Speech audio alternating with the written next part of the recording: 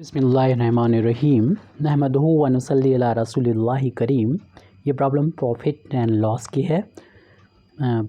The selling price of 30 articles is equal to the purchase price of 25 item. Purchase price means cost price of 25 item. What is the profit और loss percentage. यहाँ पर हमें profit percent या loss percent, जैसा भी इस case में हो रहा, प्रॉफिट हो रहा तो प्रॉफिट परसेंट निकालना है, लॉस हो रहा तो लॉस परसेंट निकालना है। तो सबसे पहले इस तरीके की जितने भी सवाल दे रखे हों जिसमें जैसे कुछ आइटम के सेलिंग प्राइस इक्वल हों कुछ आइटम के कॉस्ट प्राइस के, तो ऐसे सवालों में हम कॉस्ट प्राइस को 1 रुपये मान के आसानी से सॉल्व कर सकते हैं। तो सबसे पहले तो हम इसी को मान लेते हैं कि let cost price of 1 item, और सब काम जो हम 1 आइटम में करेंगे, 1 आइटम बी रुपीज़ 1, जैसे कि अभी हमने बोला। अब जो गिवन कंडीशन है उसको हम यहाँ पर ले लेते हैं। यानी सेलिंग प्राइस बताया 30 आइटम का इक्वल है, यानी selling price of 30 item equal है इसके इक्वल है 25 आइटम के कॉस्ट प्राइस के। यहाँ पर लिखा हुआ है 25 आइटम के ये परचेज प्राइस है, purchase price mean cost price. तो ये हो जाएगा कॉस्ट प्राइस ऑफ 25 आइटम्स। तो इसके बाद हम लोग जैसे जानते हैं कि एक आइटम का कॉस्ट प्राइस 1 है तो 25 का कितना हो जाएगा, क्लियरली ये 25 हो जाएगा। तो ये हमने निकाल लिया है सेलिंग प्राइस ऑफ 30 आइटम्स निकाल लिए हैं यहाँ पर।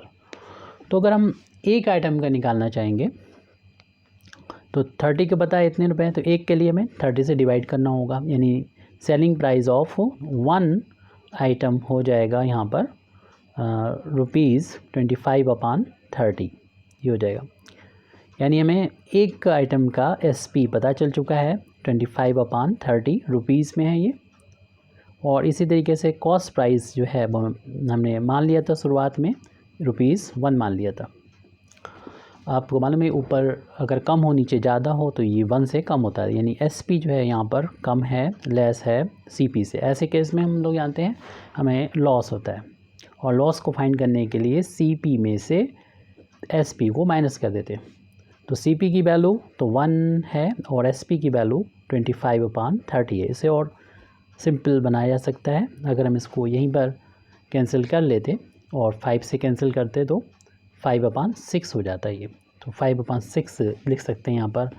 तो 1 माइनस इसकी जगह पर 5/6 भी कर सकते हैं। 1/1 करके, क्योंकि ये फ्रैक्शन है इसको भी फ्रैक्शन बदल दिया, और 1 और 6 का एल्सियम 6 हो गया, 6 का इधर इंटू हो जाएगा, 1 का यहाँ इंटू हो जाएगा। तो ये सॉल्व होके 6 में से 5 1/6 आ गया, ये लॉस आ गया। अब लॉस का हमें निकालना है परसेंटेज लॉस।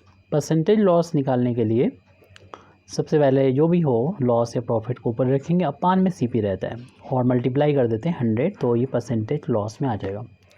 लॉस की वैल्यू अभी 1/6 आई है और CP की वैल्यू हमने 1 मानी थी, और इसको सॉल्व कर लेंगे, हमारा आंसर आ जाएगा। यानी 1 से डिवाइड करेंगे तो यही 1/6 आ जाएगा, और इसको कैलकुलेट कर लेंगे 100 से मल्टीप्लाई करके। पहले 2 से डिवाइड कर रहे हैं, तो 2 से डिवाइड किया तो 3 आ गया, अब यहाँ पर 50 आ गया।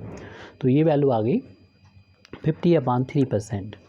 इतना भी छोड़ सकते हैं, या फिर इसको जब डिवाइड करेंगे 50 को 3 से तो यहाँ पर क्वोशिएंट आ जाएगा 16 और रिमाइंडर आ जाएगा, क्योंकि 3 1 जा और यहाँ पर 2 आ जाएगा, तो 3 6 जा 18 हो जाएगा, और यहाँ पर रिमाइंडर 2 आ जाएगा।